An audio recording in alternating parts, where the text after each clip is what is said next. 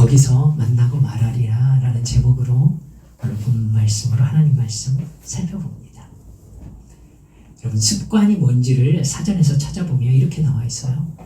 같은 상황에서 반복 행동의 결과로 고정된 행동인데, 동물에게 본능이 종에 따라 결정되는 유전적인 동시에 태어날 때 이미 획득되어 있는 행동 행태인 것과 대조적으로, 말도 어렵게 썼다, 습관은 후천적으로 획득된 것이다, 이렇게 써 있습니다.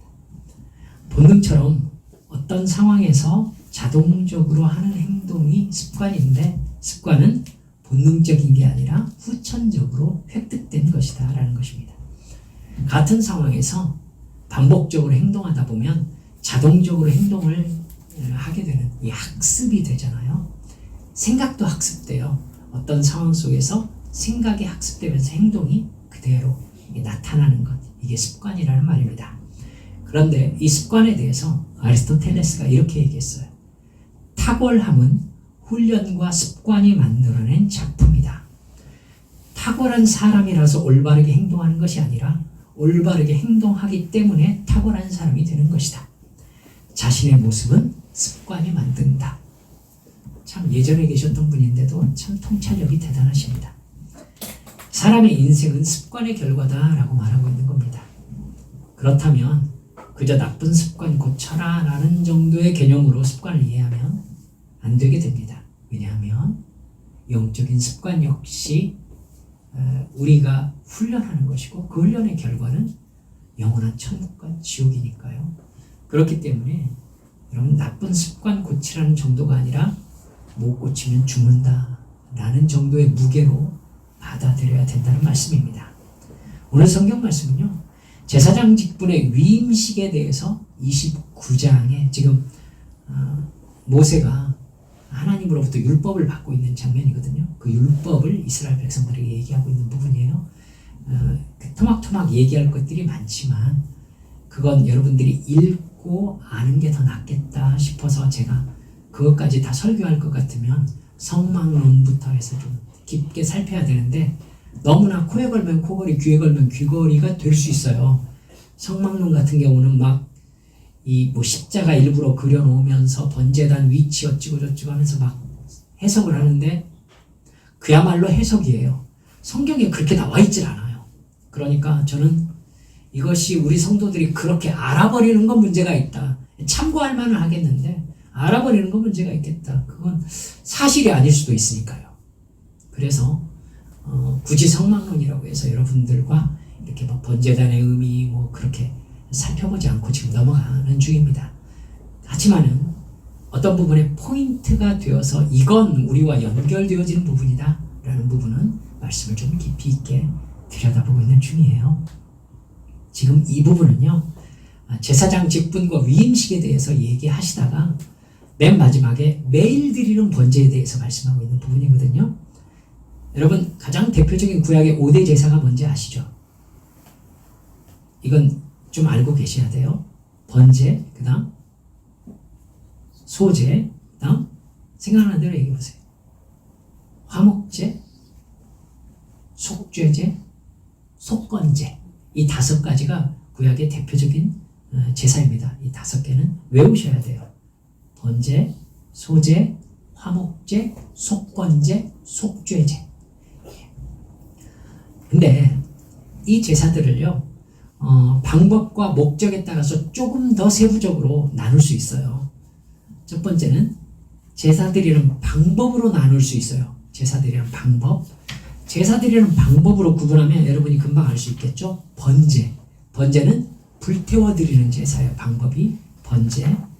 그 다음에 하나님 앞에 제물을 들어 올리는 제사가 있어요. 이걸 뭐라고 그러냐면은 거제라고 해요. 들어 올릴 거자를 써서 거제라고 부릅니다. 그 다음에 제단 앞에서 제물을 하나님 앞에서 흔드는 게 있어요. 이걸 요제라고 해요. 그래서 요자가 흔들 요자인 거 아시겠죠? 예, 요제예요. 그 다음에 포도주와 독주를 뿌리는 제사가 있어요. 이걸 전제라고 해요. 뿌릴 전. 그래서 여러분, 방법으로는, 제사를 드리는 방법으로는 번제, 즉 화제가 있어요. 불로 태워드리고 그 다음에 들어 올려드리는 거제, 그 다음에 흔드는 요제, 그 다음 부어드리는 전제, 이렇게 나누게 됩니다. 그리고 두 번째, 제사의 목적으로 구분해 보면은요, 여러분이 이제 성경 읽어보셔야 알아요. 속죄제, 속건제, 서원제, 감사제, 그 다음 화목제. 이런 제사들은 제사의 목적에 따라 달라요. 목적에 따라 구분한 겁니다. 그 다음에 세 번째로 제사를 드리는 시기에 따라서 나눠보면요, 일회성 성격을 지니는 제사가 뭐냐면 속건제, 속죄제, 감사제, 서원제, 이런 건 일회성 성격을 가진 제사들이에요. 그리고 오늘 우리가 읽은 본문에 나오는 제사가 뭐냐면은 매일 드리는 제사예요. 이걸 뭐라고 하느냐면 상번제라고 해요. 매일 상자를 써서요. 그래서 매일 드리는 번제가 오늘 우리가 읽은 상번제예요. 이건 시기에 따른 구분이 되겠죠. 또 시기와 합해질 수도 있지만 굳이 떼어서 얘기한다면 네 번째로 절기에 따라 드리는 제사가 있습니다.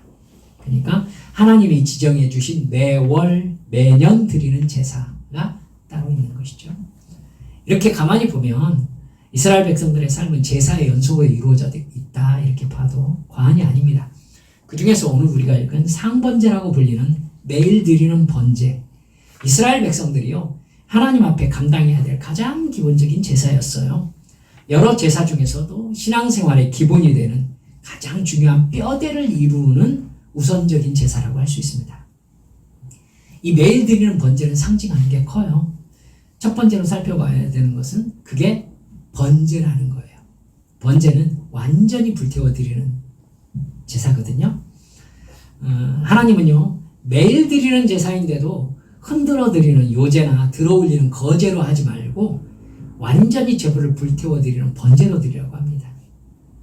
제물에 각을 떠서 완전히 태워 드리는 번제의 의미는요, 하나님에 대한 완전한 헌신을 의미합니다. 그 헌신의 의미가 두 가지예요. 첫째는 제물이 태워지는 것처럼 내 자신이 하나님 앞에 완전히 태워져서 하나님이 아니면 존재 의미를 갖지 못하는 하나님의 백성으로 살겠다, 이런 뜻입니다. 하나님이 아니면 나는 죽은 것이라는 의미입니다.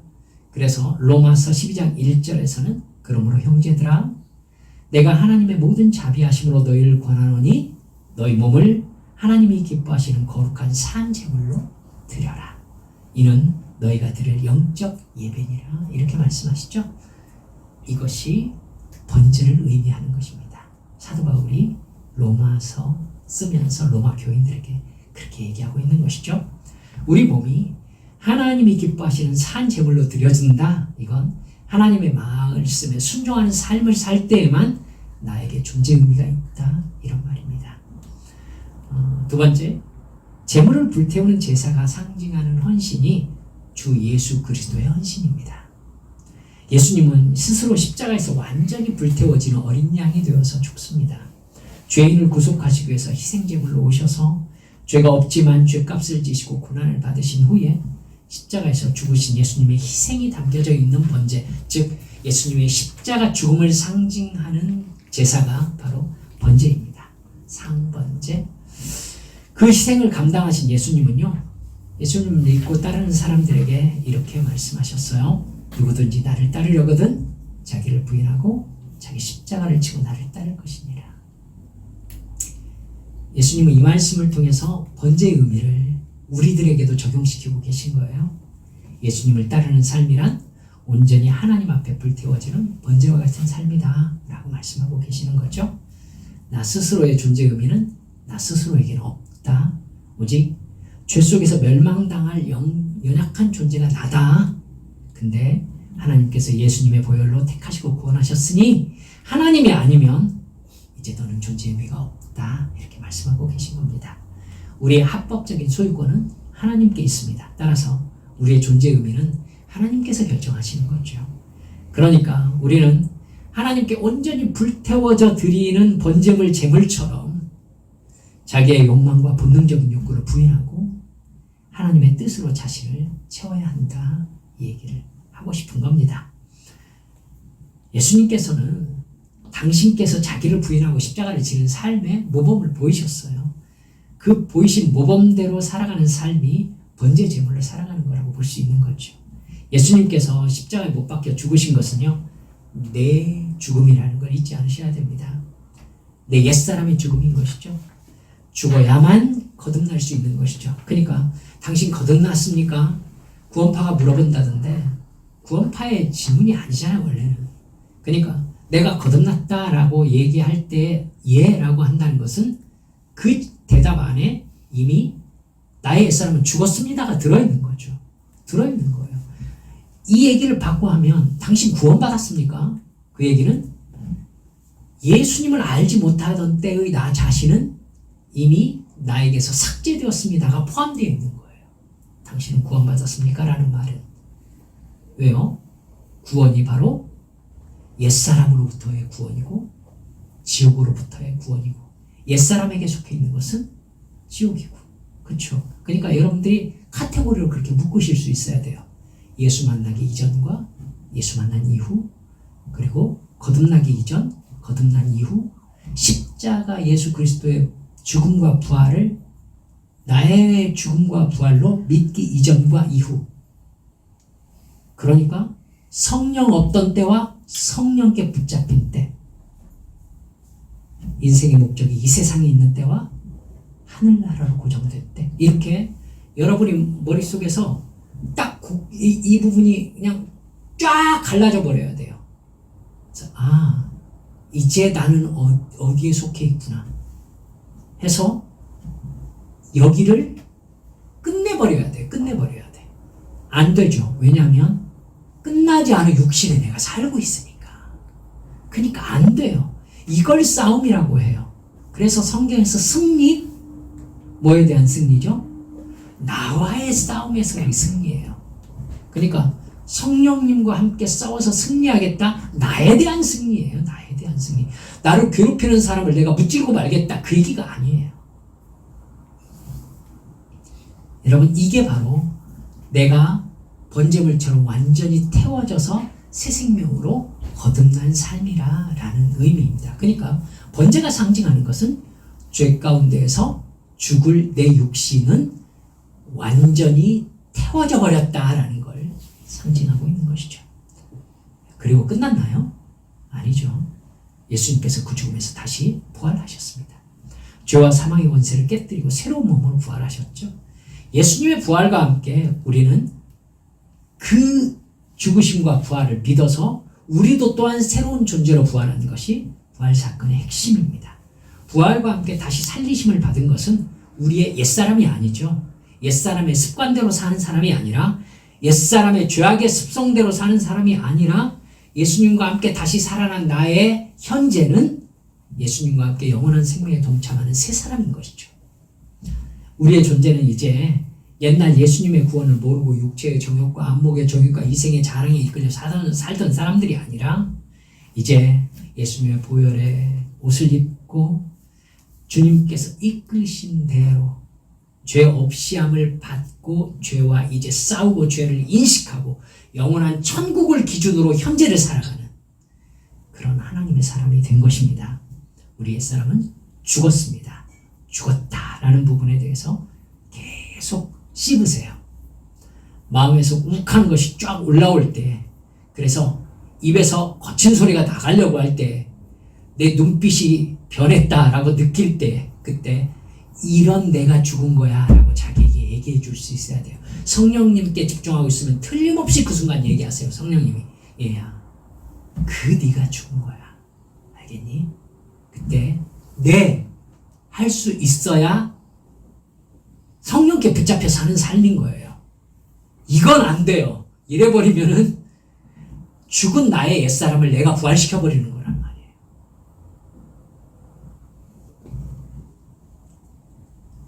그렇기 때문에 사도 바울이 우리에게 우리 몸을 하나님이 기뻐하시는 거룩한 산 제물로 드려라 라고 하시면서 이것이 너희가 하나님께 드릴 영적 예배다 말씀하시는 거예요. 그 예배를 드리는 방법, 즉 우리 몸을 하나님이 기뻐하시는 거룩한 산 제물이 되게 하는 방법이 로마서 12장 2절에 이어집니다. 너희는 이 세대를 본받지 말고 오직 마음을 새롭게 함으로 변화를 받아 하나님의 선하시고 기뻐하시고 온전하신 뜻이 무엇인지 분별하도록 하라. 세상을 본받지 말고 하나님이 기뻐하시는 뜻을 분별해서 순종하는 삶을 사는 것이 바로 번제로 드려진 삶이고 내 옛사람이 십자가에 못 박힌 삶이고 예수님을 따라 자기를 부인하는 삶이고 십자가를 지는 삶이라는 말입니다. 그 일을 죄악의 몸에 거하고 있는 나 스스로 할 수 없음을 아시기 때문에 하나님께서 예수님의 이름으로 우리에게 성령님을 보내주신 것입니다. 로마서 8장 27절은 이렇게 말하죠. 마음을 살피시는 이가 성령의 생각을 하시나니 이는 성령이 하나님의 뜻대로 성도를 위해서 간구하심이라. 성령님께서 우리 안에 오셔서 번제로 드려지는 희생제물의 삶, 옛사람은 십자가에 못 박고 새 사람으로 사는 삶, 예수님을 따라가며 자기를 부인하고 십자가를 지는 삶을 도와주고 계신다는 것입니다. 그리고 내가 뭘 기도해야 될지 모르지만 옛사람의 죄의 욕망이 있으니까 나는 내 뜻을 이루고 싶어하고 내가 가지고 싶은 걸 가지고 싶어하고 그래서 그걸 기도하고 싶어하고 하지만 입을 다물고 하나님 나는 뭘 기도해야 될지 몰라요. 그러니까 성령께서 감동하셔서 그의 나라와 그의 의가 무엇인지 가르쳐 주세요. 내가 그걸 기도하게 해주세요. 이렇게 기도의 기본부터 방향을 바로 세워가야 됩니다. 오늘 우리가 읽은 본문에 나타나는 매일 드리는 제사의 의미가 우리가 그렇게 번제로 드려지는 삶을 살아야 되는데 매일 그렇게 드려져야 된다라고 가르쳐주고 있는 말씀이에요. 이렇게 얘기하잖아요. 아침 저녁으로 드려야 돼요. 매일 양 2마리씩. 우리도 역시 매일 아침 저녁으로 번제의 삶을 결단하고 죄를 회개하고 예수님의 십자가를 생각해야 된다는 것입니다. 매일이라는 의미가 무엇인지 아시겠죠? 살아 숨쉬는 동안 우리는 예수님의 십자가를 기억하며 하나님을 만나는 게 습관이어야 한다라고 얘기하고 있는 겁니다. 습관에 대해서 서두에 말씀드렸잖아요. 바로 하나님을 만나고 하나님께 기도하고 하나님을 예배하고 십자가를 묵상하고 그 은혜를 힘입고 성령 충만해지고 그 뜻을 깨닫고 깨달은 말씀대로 순종하는 삶. 이게 우리 기독교인들의 습관적인 삶이어야 된다는 것이죠. 살아 숨쉬는 동안 자연스럽게 습관으로 정착해야 된다는 겁니다. 바로 그 습관이 우리를 진정한 그리스도인이 되게 하는 겁니다. 매일 매 순간 반복하는 거죠. 계속. 매일 드리는 번제를 아침에 드리는 거. 하루의 일과를 하나님과 함께 시작한다는 의미가 되겠죠. 오늘도 새로운 하루를 허락해 주신 하나님께 감사하면서 오늘 진행되는 일이 내가 하나님 앞에 드려진 존재로 살게 해달라라고 기도하는 우리의 아침 첫 시간이 되어야 된다는 얘기겠죠. 저녁에 드리는 번제는요. 하루의 일과를 마치면서 하나님 안에서 하루를 결산하는 시간이 되겠네요. 하루 동안 모든 일들을 선함 속에서 인도해 주신 주님의 은혜에 감사하면서 내가 잘못하고 실수했던 것들 하나님께 일일이 말씀드리면서 주님 용서해 주세요. 그리고 같은 실수 계속 반복하지 않도록 깨우쳐 주세요. 그래서 내일 또 새 사람으로서의 새로운 하루를 시작하는 겁니다. 이게 바로 우리가 아침과 저녁에 행하는 정시 기도, 성경 묵상의 의미인 겁니다. 사도들은요. 매일 자신의 존재가 예수님의 십자가로부터 말미암았음을 묵상하는 삶을 자연스럽게 살았습니다. 그래서 하나님의 뜻을 묻고 그 말씀대로 행할 수 있도록 성령님의 깨달음을 구하는 기도 시간이 정해져 있었어요. 예수님을 본받아서 그랬겠죠. 예수님도 공생의 사역을 하시는 동안에 기도 습관이 있으셨습니다. 결정적인 증거가 누가복음 22장 39절 말씀에 나옵니다. 예수님은 마지막 겟세마네 동산에 기도를 하시려 감람산에 가세요. 여러분, 마지막 겟세마네 동산이라면 내일 아침, 그러니까 6시 정도부터 이제 시작되거든요. 그래서 9시에 십자가에 못 박히게 되는데 그걸 예수님은 시간대별로 다 알고 있어요. 무슨 일이 될지. 그리고 예수님이 감람산으로 가신 그 시간이 아마도 11시, 10시 이 정도 되지 않았을까 이렇게 생각되거든요. 특별한 기도로 늘 생각할 수도 있을 텐데, 마지막 밤이니까 특별한 기도라고 생각할 수 있을 텐데, 유독 여기에다만요, 누가복음은 뭐라고 하고 있느냐면 습관을 따라 감람산에 가셨다 이렇게 나와요. 그러니까 저는 일부러 그런 것 같아요. 예수님이 기도를 한두 번 한 게 아니시잖아요. 그런데도 마지막 감람산 기도를 굳이 습관을 따라라는 말을 붙여가지고는 표현하실 필요가 있었을까? 예수님은요, 당신의 십자가도 영적인 삶의 연장선이었다는 거죠. 습관의 연장선이었어요. 주님께서 마지막 기도 시간마저도 주님의 기도 습관을 따라서 가시는 것이었던 거죠. 예수님이 그렇게 기도의 습관을 가지고 계셨던 것처럼 제자들도 그래요. 사도행전 3장 1절을 보면요, 제자들에게 성령님이 임하시고 난 다음에 제9시 기도 시간에 베드로와 요한이 성전에 올라갈 때 이렇게 되어 있습니다. 여러분, 제9시 기도 시간에 이렇게 얘기한 것은 9시는 기도 시간이었다 이 얘기죠. 그냥 정해져 있는 거예요. 제9시 기도 시간에. 기도의 습관이 시간으로 이렇게 정해져 있음을 의미합니다. 똑같은 얘기가 사도행전 10장에 나오거든요. 그 9시에 고넬료는 기도하다가 천사를 만납니다. 네. 고넬료에게도 9시가 정해진 기도 시간이었던 것이죠. 이렇게 습관을 따라 매일 반복되는 기도의 삶, 번제로 드려지는 삶을 사는 게 우리의 영적인 생활에서 아주 중요합니다. 오늘 본문에 보면 42절에 이렇게 나옵니다. 이는 너희가 대대로 여호와 앞 회막문에서 늘 드릴 번제다. 하나님의 임재 앞에서 늘 드릴 번제인데 내가 거기서 너희와 만나고 내게 말하리라 이렇게 되어 있습니다. 여러분, 특별한 게 아니라 매일 반복되는 기도의 습관에 정해진 그 시간에 하나님께서 우리를 만나고 우리에게 말씀하시겠다라고 약속하고 계신 거예요. 매일 습관을 따라 드리는 기도 안에 우리의 정체성이 들어있습니다. 매일의 기도 속에서 매일 번제로 드려지는 삶을 결단하는 그 시간에 우리를 만나시겠다 약속하고 계신 거예요. 그리고 그 시간을 근거로 우리 중에 거하시면서 우리의 하나님이 되시겠다고 약속하고 계세요. 하나님의 존재를 우리 삶에 드러내시겠다는 약속인 겁니다. 우리를 거룩하게 여기시는 하나님의 역사를 그 시간에 경험하게 하시겠다는 겁니다. 말씀을 맺습니다. 우리는 매일 드리는 번제의 습관을 가지고 있습니까? 제가 이렇게 말씀을 나누다 보면 답답하다는 듯이 이렇게 하소연하는 분들이 계십니다. 기뻐야 기뻐하죠. 기도할 것이 있어야 기도하죠. 감사할 것이 있어야 감사할 거 아닙니까? 여러분, 순서가 거꾸로 된 거예요, 그게. 기뻐하면은 기뻐집니다. 기도의 습관을 가지면은 기도가 됩니다. 감사를 하시기 시작하면은요, 감사가 깨달아집니다. 그러니까 처음 결단이 더 중요해요. 마음의 생각을 따르지 말고 마땅히 해야 될 행동을 그냥 반복하시라는 거예요. 제가 우리 성도들께 요즘 들어서 이 부분을 강조합니다만은 하나님 앞에서 그 무엇인가를 하면서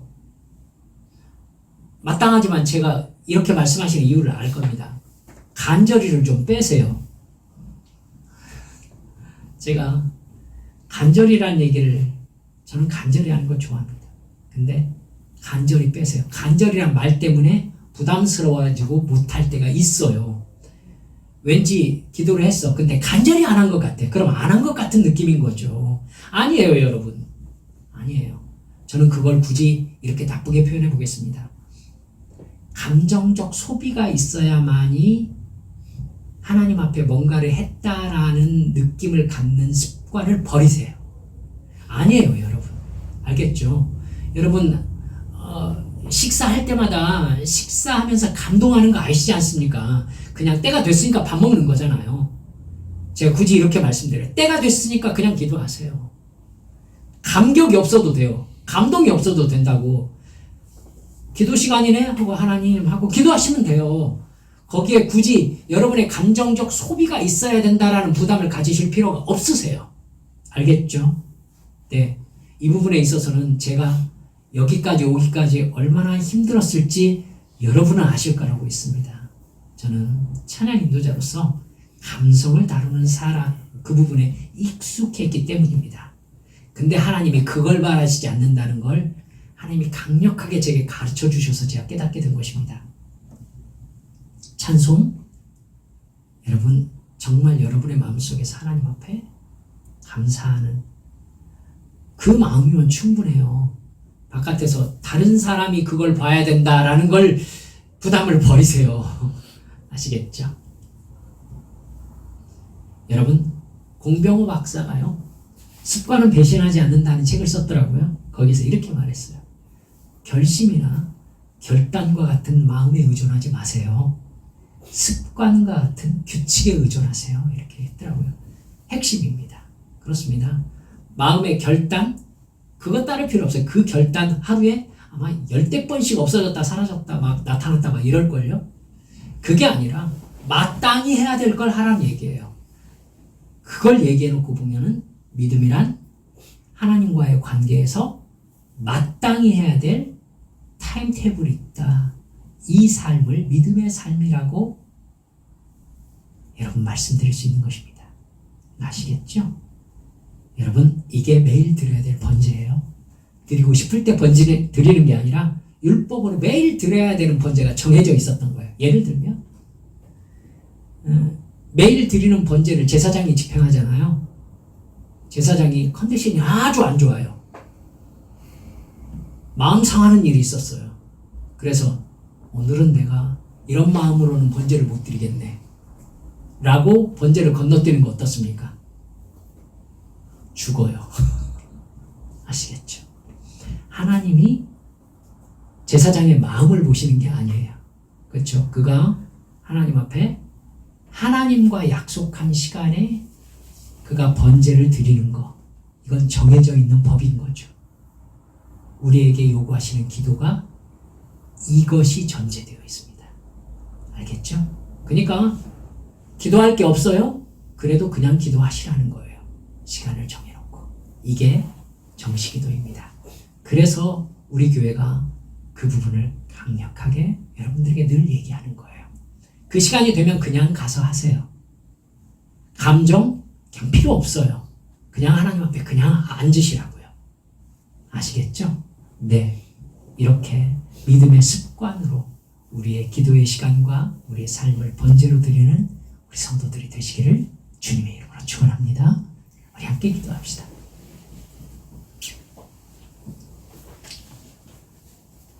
여러분, 이전에 제가 말씀드렸듯이 사명과 그 사명 안에서의 행위가 없는 사람들이요, 기독교를 느낌의 종교로 만들어버렸어요. 그래서 느끼려고 교회를 와요. 느끼려고 교회에 오니까 설교를 좋았다라는 식으로 얘기를 하고요, 찬양이 좋았다라는 식으로 얘기를 하는 거예요. 종교적 모든 요소들을 감정적인 욕구 충족의 도구로 보고 있는 것이죠. 근데 그것이 기독교의 타락입니다. 우리는 예배와 기도와 찬양과 매일 드리는 기도, 여러분, 하나님의 말씀을 읽는 것을 우리의 기분 따라 행하지 않습니다. 해야 되기 때문에 하는 거예요. 하나님과 약속이기 때문에 하는 겁니다. 주여, 나의 일주일 그렇게 살겠습니다. 주님 앞에 약속하시면서 함께 기도드리시겠습니다. 기도합니다. 아버지 하나님, 주님의 가능을 쓰소서.